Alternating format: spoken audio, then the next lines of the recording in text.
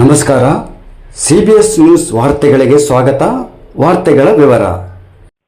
ಗಂಗಾವತಿ ನಗರದಲ್ಲಿ ಗಂಡುಗಲಿ ಕುಮಾರರಾಮನ ಹೋರಾಟ ಸಮಿತಿ, ಅಖಿಲ ಕರ್ನಾಟಕ ಹರಿಹರ ಹಕ್ಕಬುಕ್ಕರ ನಾಯಕ ವೇದಿಕೆ ಸಂಯುಕ್ತ ಆಶ್ರಯದಲ್ಲಿ ಇಂದು ಗಂಗಾವತಿ ಹೃದಯ ಭಾಗದಲ್ಲಿರುವ ಶ್ರೀಕೃಷ್ಣ ದೇವರಾಯ ಸರ್ಕಲ್ನಲ್ಲಿ 690ನೇ ಹರಿಹರ ಹಕ್ಕಬುಕ್ಕರ ಪಟ್ಟಾಭಿಷೇಕ ದಿನಾಚರಣೆಯನ್ನು ಇಂದು ಶ್ರೀಕೃಷ್ಣ ದೇವರಾಯ ಸರ್ಕಲ್ನಲ್ಲಿ ಆಚರಿಸಲಾಯಿತು.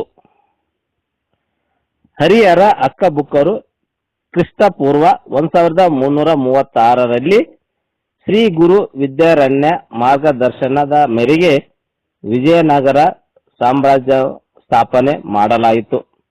ವಿಜಯನಗರ ಸಾಮ್ರಾಜ್ಯ ಸ್ಥಾಪನೆಯಲ್ಲಿ 4 ಸಂತತಿಗಳು ಇದ್ದವು. ಸಂಗಮ, ಸಾಳ್ವ, ತುಳು, ಅರ್ವಿಡ್ ಎಂಬ 4 ಸಂತತಿಗಳು ಇದ್ದವು. ಹರಿಹರ ಹಕ್ಕಬುಕ್ಕರು ಸಂಗಮ ಸಂತತಿಗೆ ಸೇರಿದವರಾಗಿದ್ದರು. ಶ್ರೀಕೃಷ್ಣ ದೇವರಾಯರು ತುಳು ಸಂತತಿಗೆ ಸೇರಿದವರಾಗಿದ್ದರು.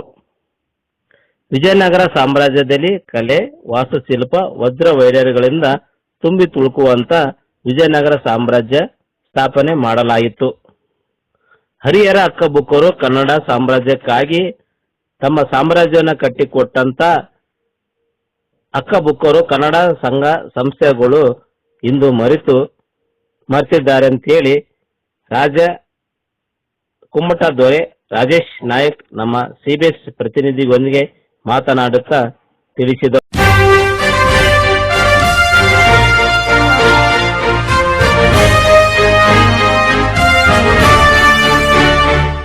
ಹೇ ಹೇ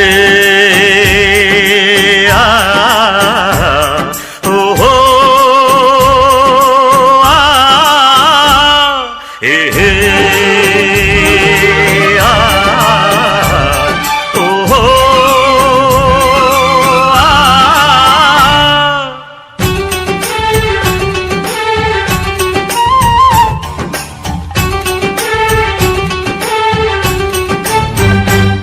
ಈ ಮಣ್ಣಿನ ಹೆಮ್ಮೆಯ ಮಗನಿವನು, ಕನ್ನಡಾಂಬೆಯ ಪ್ರೇಮದ ಕುಡಿಯುವನು. ಈ ಮಣ್ಣಿನ ಹೆಮ್ಮೆಯ ಮಗನಿವನು, ಕನ್ನಡಾಂಬೆಯ ಪ್ರೇಮದ ಕುಡಿಯುವನು.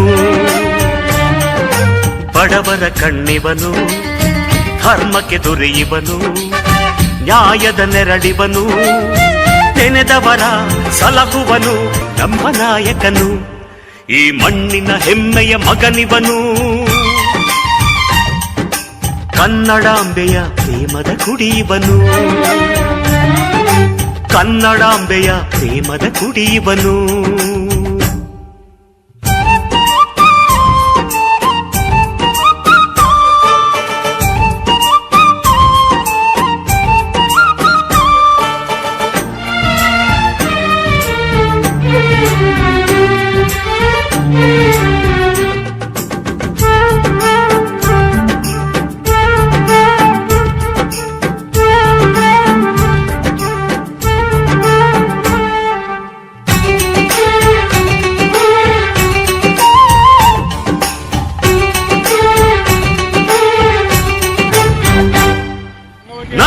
ಬೆಳಗಿನ ಶುಭೋದಯಗಳು. ಆನೆಗೊಂದಿಯ ವೀರಕಂಪಲರಾಯನ ಮೊಮ್ಮಗನಾದ ರಾಜಶ್ರೀ ಹರಿಹರ ದೇವರಾಯನ 690ನೇ ಪಟ್ಟಾಭಿಷೇಕ ದಿನದ ಹಾರ್ದಿಕ ಶುಭಾಶಯಗಳೊಂದಿಗೆ ಇವತ್ತು ಇಡೀ ಜಗತ್ತಿನಲ್ಲಿ ನಾವು ಎಲ್ಲ ರಾಜ ಮಹಾರಾಜರು ನೋಡಿದ್ದೀವಿ. ಆದರೆ ಹರಿಹರ ದೇವರಾಯರು ಈ ಒಂದು ಕರ್ನಾಟಕ ಸಾಮ್ರಾಜ್ಯ ಸ್ಥಾಪನೆ ಮಾಡಬೇಕಾದ್ರೆ ಕಂಪಿಲರಾಯ ಮತ್ತು ಗಂಡುಗಲಿ ಕುಮಾರರಾಮನ ಮಾರ್ಗದರ್ಶನ ಮತ್ತು ಅವರ ಒಂದು ಸಂಪತ್ತಿನಿಂದ ಇವತ್ತು ಆನೆಗೊಂದಿಯಲ್ಲಿ ಕರ್ನಾಟಕ ಸಾಮ್ರಾಜ್ಯ ಸ್ಥಾಪಿಸಿದರು. ಆದರೆ ನಮ್ಮ ಕನ್ನಡಪರ ಸಂಘಟನೆಗೆ ಕನ್ನಡಿಗರ ಇತಿಹಾಸನೇ ಒಂದು ತಿಳಿದಂತಾಗಿದೆ. ಹೀಗಾಗಿ ಮುಂದಿನ ದಿನಮಾನಗಳ ಯುವಕರಿಗೆ ಈ ಒಂದು ಜಾಗೃತಿ ಮೂಡಿಸಬೇಕಂತ ಒಂದು ಉದ್ದೇಶ ಇಟ್ಕೊಂಡು ನಮ್ಮ ಅಖಿಲ ಕರ್ನಾಟಕ ಹರಿಹರ ಹಕ್ಕಬುಕ್ಕ ನಾಯಕ ಮಹಾವೇದಿಕೆ ಮತ್ತು ಗಂಡುಗಲಿ ಕುಮಾರರಾಮ ಜಿಲ್ಲಾ ವೇದಿಕೆ ವತಿಯಿಂದ ಈ ಒಂದು ಕಾರ್ಯಕ್ರಮ ಹಮ್ಮಿಕೊಂಡಿದ್ದಾರೆ. ಎಲ್ಲರೊಂದಿಗೆ ನಮಸ್ಕಾರ. ಚರಿತ್ರೆಯಲ್ಲಿ ಸುವರ್ಣಾಕ್ಷರಗಳಿಂದ ಬರೆದಿರ್ತಕ್ಕಂಥ ಈ ಏಪ್ರಿಲ್ 18, 1336 ಇವತ್ತು ಕರ್ನಾಟಕ ಸಾಮ್ರಾಜ್ಯ ಏನು ನಾವು ವಿಜಯನಗರ ಸಾಮ್ರಾಜ್ಯ ಅಂತ ಕರಿತಾ ಇದ್ದೀವಿ. ಇವತ್ತೇನು ನಾವೆಲ್ಲ ಸಾಕಷ್ಟು ಚರಿತ್ರೆಯಲ್ಲಿ ಓದ್ಕೊಂಡು ಬರ್ತಾ ಇದ್ದೀವಿ. ವಿಜಯನಗರ ಅಂದರೆ ದೊಡ್ಡ ಸಾಮ್ರಾಜ್ಯ, ಇಡೀ ವಿಶ್ವದಲ್ಲೇ ಒಂದು ದೊಡ್ಡ ಸಾಮ್ರಾಜ್ಯ ಯಾವುದಾದ್ರೂ ಅದು ವಿಜಯನಗರ ಅಂತ ಹೇಳ್ತೀವಿ. ಆ ವಿಜಯನಗರ ಹುಟ್ಟಿರ್ತಕ್ಕಂಥ ನಮ್ಮ ಮೂಲ ಆನೆಗುಂದಿ. ಆ ಆನೆಗುಂದಿಯಲ್ಲಿ ಇವತ್ತು ನಾವು ಗಂಗಾವತಿ ನಗರದಲ್ಲಿ ನಾವು ಸಂಸ್ಥಾಪನಾ ದಿನವನ್ನು ಆಚರಣೆ ಮಾಡ್ತಾ ಇದ್ದೀವಿ. ಇದು ಇಡೀ ಸರ್ಕಾರವೇ ಇದನ್ನು ಮಾಡಬೇಕಾಗಿತ್ತು. ಆದರೆ ನಮ್ಮಲ್ಲಿ ಒಂದು ಇತಿಹಾಸದ ಪ್ರಜ್ಞೆ ಇಲ್ಲದಕ್ಕೆ ನಾವು ಇವತ್ತು ಅದರ ಒಂದು ವಿಸ್ಮೃತಿ ಉಂಟಾಗಿದೆ. ನಮ್ಮತನವನ್ನು ನಾವು ಮರ್ತೋಗಿದ್ವಿ.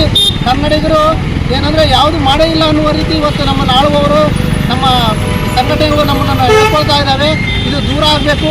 ಯಾಕಂದರೆ ಹರಿಹರ ಬುಕ್ಕರು ಏನು ಕುಮಾರರಾಮನ ಪ್ರೇರಣೆಯೊಂದಿಗೆ ಆನೆಗುಂದಿಯಲ್ಲಿ ವಿಜಯನಗರ ಸಾಮ್ರಾಜ್ಯಕ್ಕೆ ಭದ್ರವಾದ ಅಡಿಪಾಯವನ್ನು ಹಾಕಿದ್ರು. ಅದು ನಂತರ 300 ವರ್ಷಗಳ ಕಾಲ ನಮ್ಮ ಭವಿಷ್ಯತ್ತು ಎನ್ನುವಂತೆ ಇವತ್ತು ಆಡಳಿತವನ್ನು ನಡೆಸಿ ಇವತ್ತಿಗೂ ಕೂಡ ಸಾಕಷ್ಟು ಕುರುವು, ಹಿಂದವಿ ಸ್ವರಾಜ್ಯ, ಇವತ್ತು ಧರ್ಮ, ನಾಡು, ನುಡಿ ಅಂತ ಏನಾದರೂ ಉಳಿದಿದ್ರೆ ಅದಕ್ಕೆ ಮಹೋನ್ನತ ಕೊಡುಗೆಯನ್ನು ನಮ್ಮ ವಿಜಯನಗರ ನೀಡಿದ್ದಾರೆ. ಅವರ ಸ್ಮರಣೆಯನ್ನು ನಾವು ಇವತ್ತು ಮಾಡ್ತಿದ್ದೀವಿ. ಇದು ಹೋಗಲಾಡಬೇಕು. ನಮ್ಮನ್ನು ಆಳುವವರು ಮತ್ತು ಸ್ಥಳೀಯ ರಾಜಕೀಯ ನಾಯಕರು ಮತ್ತು ಹಾಗೆ ಸಂಘಟನೆಯವರು ಈ ಸಂಸ್ಥಾಪನಾ ದಿನವನ್ನು ರಾಜ್ಯಾದ್ಯಂತ ಮಾಡಬೇಕಂತ ಈ ಮೂಲಕ ನಾನು ಆನೆಗುಂದಿಯಲ್ಲಿ ವಿಜಯನಗರ ಸಾಮ್ರಾಜ್ಯವು ಇಂದು ಜಗತ್ತಿನ ವಿಶ್ವದೆಲ್ಲೆಡೆ ಚಿರಪರಿಚಿತ ಮತ್ತು ವೈಭವದಿಂದ ಸುವರ್ಣ ಅಂತ ಹೇಳ್ತೀವಿ. ಆದರೆ ಅದರ ಇತಿಹಾಸ, ಮೂಲ ಇತಿಹಾಸವನ್ನೇ ಇವತ್ತು ಮರೆಮಾಚಾರ. ಅದರಲ್ಲಿ ಎಸ್ಪೆಷಲಿ ಹೇಳ್ಬೇಕಂದ್ರೆ ಹರಿಹರ ಬುಕ್ಕರಾಯ ಈ ಮೂಲ ಪುರುಷರನ್ನು ಅತ್ಯಂತ ತೀರ ಕಡೆಗಣಿಸಿದರೆ ಇವತ್ತು ಅವರು ಯಾರೆಂಬುದೇ ನಮ್ಮ ಸುತ್ತಮುತ್ತ ಜನರಿಗೆ ಗೊತ್ತಿಲ್ಲ.